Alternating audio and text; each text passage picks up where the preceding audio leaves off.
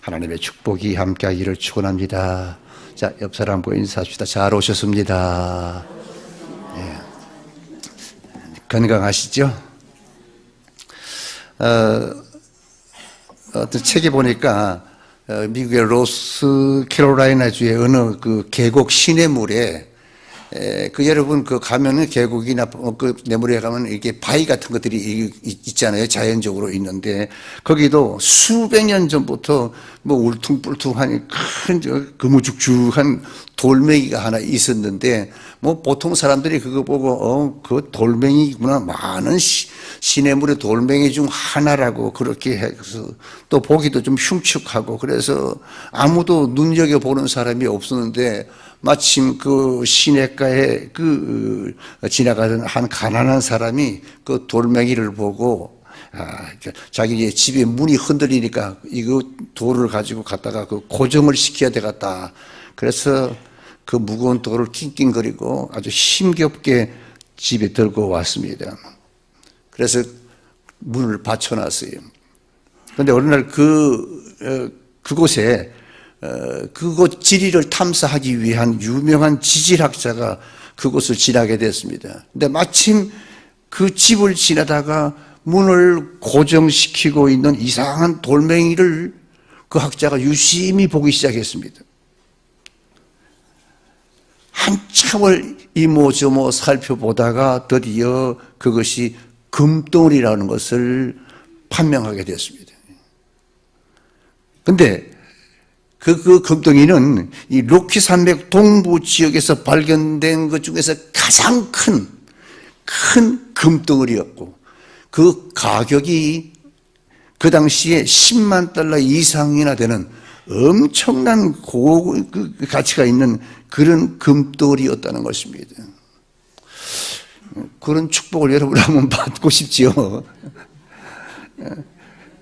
제가 왜 이 말을 하는가 하면 아무 가치 없던 그 집에 그 문을 고정시키는 데 사용된 그 돌덩어리, 그것이 한 지질학자의 눈에 띄어서 하루아침에 엄청난 보석으로 판명이 됐다는 것입니다.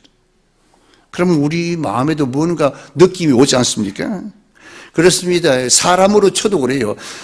인간은 참으로 보잘것없는 질그릇과 같다고 그랬습니다. 질그릇과 같은 존재입니다. 그런데 하나님은 이런 인간을 사랑하셔서 하나님의 자녀로 삼아 주셨습니다. 아멘. 이 금덩어리보다 더하지 않습니까? 마가복음 12장 10절에 보니까 집을 짓는 사람이 버린 돌이 집 모퉁이에 모리돌이 되었다라는 말씀을 우리는 잘 알고 있습니다. 이 말씀에 나오는 이 버린 돌과 같이 많은 사람들에게 고통만 주던 성전의 그 사람이 성전의 머릿돌과 같이 쓰임받는 사람이 있었는데 그 사람이 누구냐? 오늘 본문에 나오는 사울이라고 하는 인물입니다. 이전에 사울은 거무튀튀한 바위였다면 사울이 변하여 바울이 됐을 때는 금덩어리와 같은 존재가 됐다는 것입니다. 우리가 잘 아는 사울은 어떻습니까? 누굽니까? 자기가 고백했죠? 핍박자요, 회방자요, 죄수 중에 괴수 중에 괴수요. 사울의 변화는 참으로 놀랍고 충격적인 사건입니다. 이런 죄인 괴수였던 사울이 변하여 하나님이 쓰시기에 합당한 그런 인물이 됐다는 것입니다. 마치 지금껏 문밭 돌 항아리에 있으면서 사람들의 그 손이나 발을 씻는 데 사용했던 그 물이 포도주로 변화되어서 잔치상의 식탁에 오르게 되고 손님들 접대에 귀한 음료수로 변하여 많은 사람에게 기쁨을 주는 포도주와 같은 기적의 주인공, 그것이 바로 바울이라는 인물이라는 것입니다. 그렇습니다, 여러분. 인생은 누구든지 주님께 붙들리기만 하면 변화되고 쓰임을 받을 수 있습니다. 우리가 잘 아는 이 다소에서 출생한 사울은 태어나면서부터 우리가 잘 알듯이 로마 시민권을 갖습니다. 그는 헬라 문화와 학문과 당시 최고의 율법사 가말리엘의 문화에서 율법을 공부한 엘리트 중에 엘리트였습니다. 그리고 그는 그리스도인들을 체포하기 위해서 다메섹으로 가던 중 예수님을 만났습니다. 그리고 그의 인생이 완전히 180도 바뀌어서 그리스도의 종이 되었습니다. 그래서 오늘 본문을 보세요. 이렇게 변화받은 사울은 그 즉시 각 회당에 다니면서 지금까지 예수 믿는 사람을 잡아 죽이던 사람이 이제는 예수가 하나님의 아들이요 예수가 그리스도라고 말하기 시작했던 것입니다. 얼마 전까지 사울은 예수 믿는 사람을 잡아 죽이려 했던 사람이 분명 맞습니다. 근데 사울 자신도 자신이 꿈에도 상상할 수 없었습니다. 왜냐하면 예수가 하나님의 아들이라고 말하는 사람들을 하나님을 모독하는 자라고 해서 모조리 잡아 죽이든 붙들든 그런 사람이에요.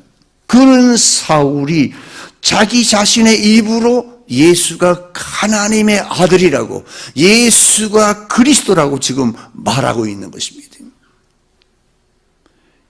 그렇다면 여러분, 이 사울의 변화, 사울이 어떻게 그리스도의 증인으로 쓰임을 받을 수 있었는가 하는 것입니다. 그것은 그리스도의 증인으로서의 영적 자격을 갖추었기 때문인 것입니다.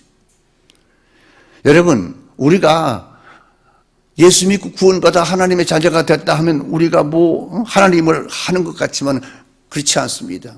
구원은 받을지 몰라도 우리가 하나님의 일을 하려면 자격이 필요합니다, 사실은.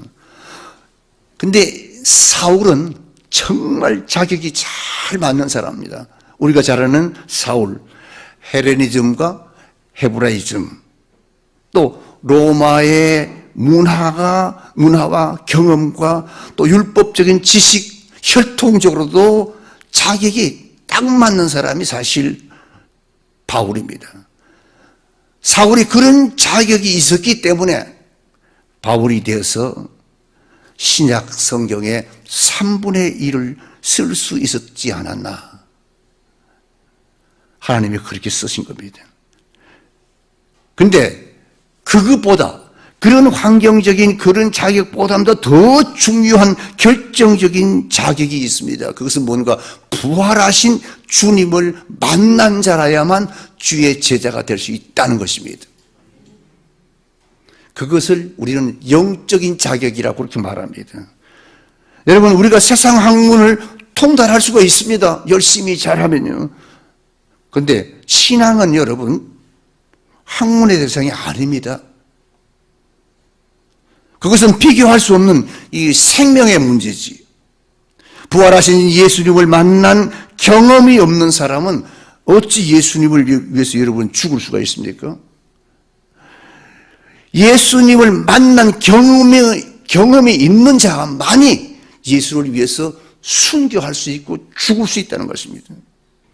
우리가 공부를 많이 하면 예수님에 대한 학문을 할 수는 있습니다. 또 설교도 할 수 있고 가르칠 수도 있습니다. 그러나 예수님을 위해서 죽을 수는 없습니다. 그러므로 주의 일을 위해서 일할 수 있는 사람, 순교할 수 있는 사람은 어떤 사람인가? 바로 부활하신 예수님을 체험한 사람이어야 한다는 것입니다. 사랑하는 성도 여러분, 혹시 우리도 예수를 믿습니다. 교회도 나옵니다. 세례를 받았습니다. 직분도 있습니다만 아직도 그리스도를 내 삶 속에서 내 인격 속에서 체험하지 못한 분이라면 지금이라도 기도하셔야 됩니다. 주님, 당신이 만약 살아계신다면 내가 주님을 만나기를 원합니다. 하나님, 당신이 만일 하나님이라면 당신의 음성을 듣기를 원합니다. 여러분, 그렇게 기도해야 됩니다. 여러분, 죽은 하나님이 아니라면 분명히 그렇게 원하는 자에게 하나님은 응답하실 것입니다. 오늘 이 성전에서 말씀을 들으면서 여러분의 마음속에 이런 고백과 이런 기도를 통해서 여러분 하나님의 응답을 받는 성도들이 되기를 주 이름으로 축원합니다. 두 번째는 바울은요, 중요한 것은 영성 훈련을 받은 인물입니다. 23절을 보니까 여러 날이 지나매라고 했습니다. 여러 날이 지나매. 이 사도행전에는 기록되어 있지 않지만 아주 중요한 사건이 갈라디아 1장에 보니까 사도 바울이 고백한 기록이 있습니다. 그게 보니까 갈라디아 1장 16절에 보니까 그 아들을 이방에 전하기 위하여 그를 내 속에 나타내시기를 기뻐하실 때에 내가 곧 혈육과 의논하지 아니하고 또 나보다 먼저 사도된 자들을 만나려고 예루살렘으로 가지 아니하고 오직 아라비아로 갔다가 다시 다메섹으로 돌아갔더라 그랬습니다. 이 무슨 말이냐 하면 이 사도 바울이 예수를 믿고 난 그때 당시에는 사울이었죠. 사울은 먼저 아라비아로 갔다 그 말입니다. 거기서 3년 동안 하나님의 말씀을 깊이 묵상하고 영적 교제를 가졌다는 말입니다. 그리고 하나님과 깊은 영적 교제를 통해서 성령을 체험했던 것입니다. 사울이 아라비아로 간 것은 그가 택한 그릇에 합당하게 쓰임받기 위한 훈련 또는 연단이었습니다. 그런 연단을 통해서 주님께 쓰임받는 위대한 인물이 됐던 것입니다. 그래서 사도행전 9장 15절에 보니까 주께서 가라사대 가라 이 사람은 내 이름을 이방인과 임금들과 이스라엘 자손들 앞에 전하기 위하여 택한 나의 그릇이라 그렇게 말했습니다. 사도 바울은 부름을 받자 그가 하나님의 사람으로 거듭나서 주님의 택한 그릇으로 쓰임받기 위해서 말씀과 기도와 영성 훈련이 필요했기 때문에 그래서 먼저 간 것입니다. 그렇습니다, 여러분. 우리가 예수 믿고 구원받아 하나님의 자녀가 되어도 우리가 하나님 앞에 쓰임받기 위해서, 주님 앞에 쓰임받기 위해서는 영성 훈련, 영적인 훈련이 필요합니다. 영성 훈련이 없이 영적인 일을 감당하기가 어렵다는 것입니다. 그렇습니다, 여러분. 사울이 은혜를 받았다고 해서 여기 보니까 바로 주의 일을 했다면은요, 그렇게 엄청난 사역을 감당할 수가 있었을까 하는 것입니다. 이 말은 무슨 말이냐 하면은 사도 바울의 여러분 우리 인생 역정을 신앙 역정을 쭉 보니까 그가 말하기를 마음의 사형 선고를 받고 살 소망까지 끊어지는 비참한 상황에까지 갔다고 자기가 기록하고 고백하고 있지 않습니까? 고린도후서 11장 24절에 보니까 사울은 40에 하나만한 감한 매를 5번 맞았습니다. 3번 태장을 맞았습니다. 여러 번의 강의 위험과 도적의 위험과 이방인의 위험과 광야의 위험과 바다의 위험과 거짓 형제들의 위험과 말할 수 없는 여러 가지 위험을 겪었습니다. 만약에 엄청난 생활 속에서 그의 일생을 보냈는데 그가 만약에 예수를 만난 후에 부름받은 후에 그런 깊은 주님과의 그런 연단, 그런 훈련이 없었다면 이런 고난이 왔을 때 그는 넘어지고 말았을 것입니다. 그가 만약 준비되지 않았다면 그가 어떻게 이렇게 엄청난 고난의 사역을 감당할 수가 있었겠느냐 그 말입니다. 그래서 하나님의 택한 그릇은 뭐냐? 훈련을 받아야 하나님이 쓰시기 합당 그릇이 되는 것입니다. 그래야 그리스도를 위해서 고난과 핍박을 그리고 순교할 수가 있는 것입니다. 사랑하는 성도 여러분, 은혜를 받았다고 주님의 일을 너무 조급하게 결정하지 말고 우리가 주 앞에 쓰임을 받기 위해서는 더 많은 준비와 더 많은 훈련이 필요하다는 것입니다. 가장 중요한 훈련은 뭔가? 우리의 성품을 변화시키는 훈련입니다. 우리의 인격이 변하는 훈련입니다. 예수를 오랫동안 아무리 오래 믿어도 성품이 변하지 않는 사람 있습니다. 구원은 받았겠죠. 하나님의 일꾼으로 쓰임받기가 어렵다는 것입니다. 이런 영성훈련, 이런 인격훈련, 영성훈련을 통해서 하나님이 나와 여러분을 쓰시는 줄 믿으시기 바랍니다. 여러분, 그래서 여러분을 통해서 하나님은 영광을 받으시는 것입니다. 보세요. 사울이 이런 훈련을 받고 다메섹으로 돌아왔더니 다메섹에 갔더니만 다메섹에는 사울을 죽이기로 결심한 그런 결세자들이 사울을 기다리고 있었다고 그랬습니다. 23절로 25절을 보세요. 여러 날이 지나매 유대인들이 사울 죽이기를 공모하더니 그 계획가 사울에게 알려지니라. 저희가 그를 죽이려고 밤낮으로 성문까지 지키거늘 그의 제자들이 밤에 광주리에 사울을 담아 성에서 달아내리니라.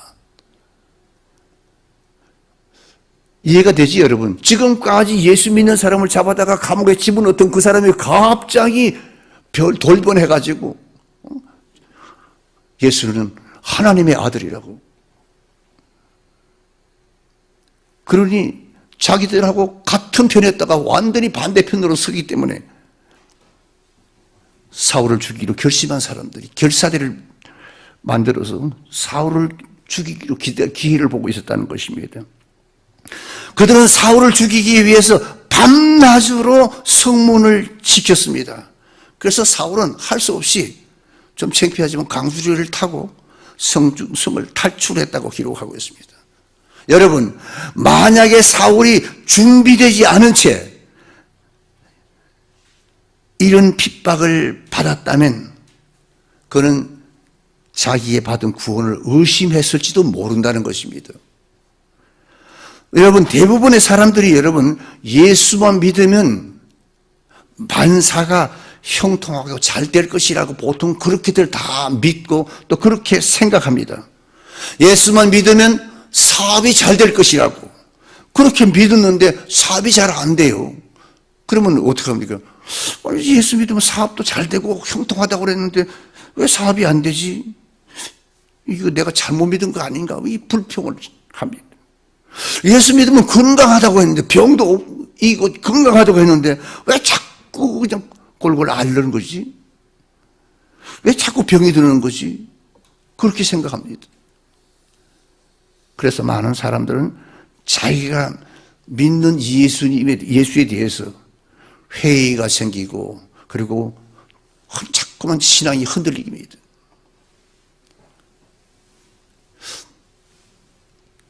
내가 받은 것이 정말 구원인가? 내가 진짜 구원을 받은 건가? 정말 예수님이 구세주가 맞는가? 이런 시험에 빠진다는 것입니다.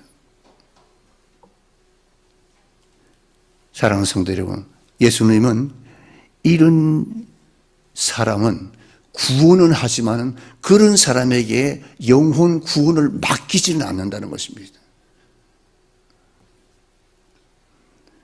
이런 사람에게 교회를 맡기지 않습니다. 이런 사람을 교회 일꾼으로 쓰지 않습니다. 이런 사람을 전도자로 쓰지 않는다는 것입니다. 위기라고는 선교단체에 가보면 그 강단 앞에 가보면 23명의 그 사진이 붙어 있습니다.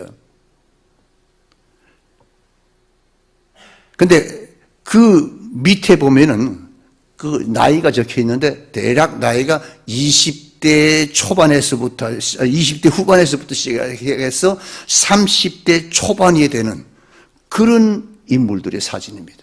근데 직업이 뭐냐 보면 대다수 의사, 간호사, 또 농업 기술자, 그리고 교사 이런 사람들이 사명을 감당하기 위해서 주님의 부르심을 받고 현지에서 일하다가 복음 전하다가 순교한 사람의 사진이 거기에 붙어 있다는 것입니다. 여러분, 그 사람들이 우리보다 못나서 못 배워서 바보라서 아니지 않습니까? 그런 영적인 사도 바울 같은 체험을 했기 때문에 주를 위해서 한 생명을 아끼지 않고 영혼 구원에 힘썼다는 것입니다. 그래서 여러분, 복음은 그렇게 값싸게 전달되는 것이 아니라는 것입니다. 우리나라도 복음이 들어와서 지금은 여러분 5천 교회, 몇천 교회라고 하지만 우리나라가 이렇게 기독교가 들어와서 왕성하게 된 것은 우리나라에도 수많은 이름 없는 선교사들이 와서 많이 순교했습니다. 그리고 그 선교사들의 그 복음을 받고 함께 선교사들과 함께 선교했던 많은 초대교회의 그 순교자들, 우리 한국인 선교자들도 많이 있습니다. 그들의 그 씨앗, 그들의 그 순교가 오늘의 대한민국의 기독교를 이렇게 번성하게 확장하게 했다는 것입니다. 여러분, 그래서 복음은 그렇게 값싸게 전달되는 것이 아니라는 것입니다. 복음은 잘 훈련된 종들이 말할 수 없는 고난과 역경과 희생과 헌신을 통해서 전파된 것이고, 그것이 이 땅 외에도 들어왔고, 그것이 오늘 우리에게까지 오게 된 것입니다. 사랑하는 성도 여러분, 우리도 주님께 쓰임받기를 원치 않습니까? 원하지 않습니까? 그렇다면 우리도 철저하게 지금이라도 영성 훈련을 받아야 되고, 기도 훈련을 해야 되고, 말씀 훈련을 되고, 재직 훈련을 받아야 합니다. 지금 우리 교회는 이런 훈련을 조금씩 하고 있고, 지금 계속 진행되고 있고, 앞으로 계속 이제 그 점차 아마 그 도가 자꾸 높아질 것입니다. 여러분, 절대로 내가 오래 예수 믿었다고 하나님은 장로와 권사나 집사나 재직을 쓰는 것이 아니랍니다. 훈련된 사람을 씁니다. 나는 아무쪼록 우리 양문교회 성도 여러분들이 예수만 믿지 말고 이젠 영성 훈련을 받아, 기도 훈련, 말씀 훈련 잘 받아서 훈련된 사람에 대해서 주님 앞에 한 시대 귀한 인물로 쓰임받는 그런 일꾼들이 되기를, 기독교인들이 되기를 주의 이름으로 축원합니다. 그 다음에 29절에 보니까 이 사도 바울에게 한 인물이 나옵니다. 복음의 협력자가 나오는데, 보니까 29절에 보니까 또 주 예수의 이름으로 담대히 말하고 헬라파 유대인들과 함께 말하며 변론하니 그 사람들이 죽이려고 힘쓰거나 그랬거든요. 그리스도의 제자가 된 바울에게 드디어 고난이 시작됐다는 소리입니다. 다메섹에서는 예수 믿지 않는 헬라파 유대인들이 바울을 고난에 밀어넣습니다. 그저 죽이려고. 또 예루살렘에는 예수 믿는 헬라파 유대인들이 또 바울에게 고난을 주었습니다. 이뿐만 아닙니다. 사울이 복음을 전파하기 위해서 가는 곳마다 핍박이 끊어지지 않았다고 성경은 말하고 있습니다. 그러나 여러분, 꼭 기억하세요. 핍박이 오면 너희가 내 제자인 줄 알리라. 아멘. 예. 예수님이 말씀하셨습니다. 예수님의 말씀을 마음에 새기고 더 힘써 헌신하는 사랑으로 양문교회 성도들이 되기를 주의 이름으로 축원합니다. 고난이라고 하는 것은 여러분 그리스도의 흔적입니다. 만약에 우리가 이 세상을 살면서 고난을 겪지 않는다면 우리는 어쩌면 그리스도인이 아닐 수도 있습니다. 우리가 그리스도의 복음을 전하면은 여러분 당연히 고난은 우리에게 찾아오는 것입니다. 나는 고난이 무서워서 아닙니다. 우리가 복음을 전하다 보면 여러분 전도지 한 장을 쳐도 어떤 사람은 받지만 어떤 사람은 휙 던지는 사람이죠. 그때 마음이 어때요? 마음이 야릇해지죠. 마음이 아프지요. 26절 보니까 사울이 예루살렘에 가서 제자들을 사귀고자 하나 다 두려워하여 그가 그의 제자됨을 믿지 아니하니 바나바가 데리고 사도들에게 가서 그가 길에서 어떻게 주를 본 것과 주께서 그에게 말씀하신 일과 다메섹에서 그가 어떻게 예수의 이름으로 담대히 말하던 것을 말하니라 그랬습니다. 여러분, 고난의 첫 시작은 믿는 사람들로부터 왔습니다. 사울이 예루살렘에 와서 복음을 전하자 그를 만나는 모든 사람들이 바울을 의심했습니다. 저 사람 어저께까지만 우리 편이었는데 다메섹에 한번 갔다 오더니 반대편에 서가지고 예수는 그리스도라고, 예수 믿어야 구원받는다고. 그러니까 사울이 아무리 그들과 함께 사귀려고 해도 자꾸 관망만 하는 것입니다. 그때 이 바나바라고 하는 사람이 나타나가지고 사울을 변호해주는 그런 화해자 역할을 해주었습니다. 바나바는 그 당시 여러분 예루살렘 교회에서 상당히 존경받는 그런 인물이었습니다. 다른 사람들은 사울을 의심했습니다. 저 진짜 정말 받겠을까? 진짜 저 사람이 예수 그리스도를 전하는 사람 맞나?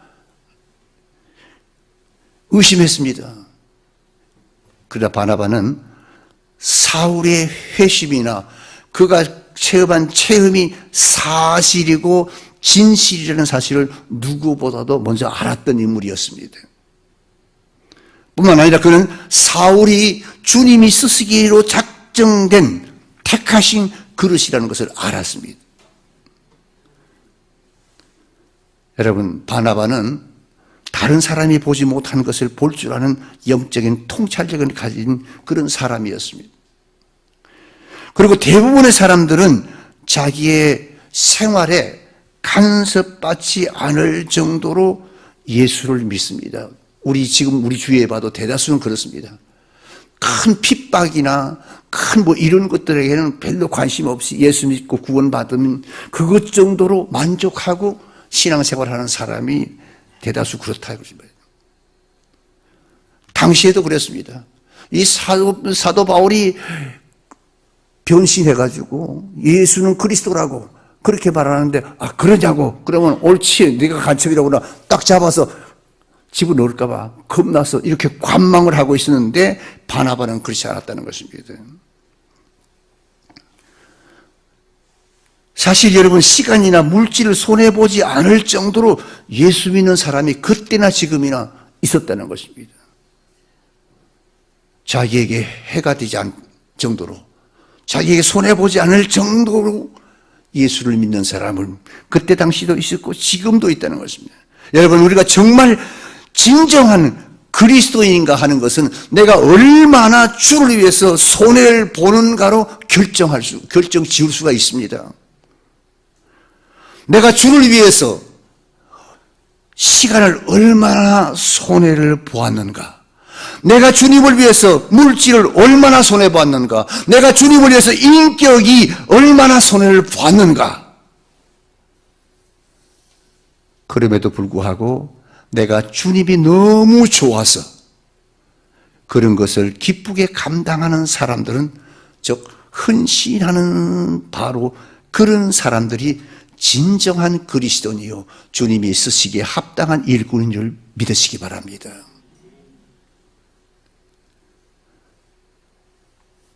근데 우리 대부분의 사람들은 보세요. 그렇게 해야 옳은 줄 알지만은 여러분, 알지만 헌신을 못하는 사람, 봉사를 못하는 사람이 있다는 것입니다.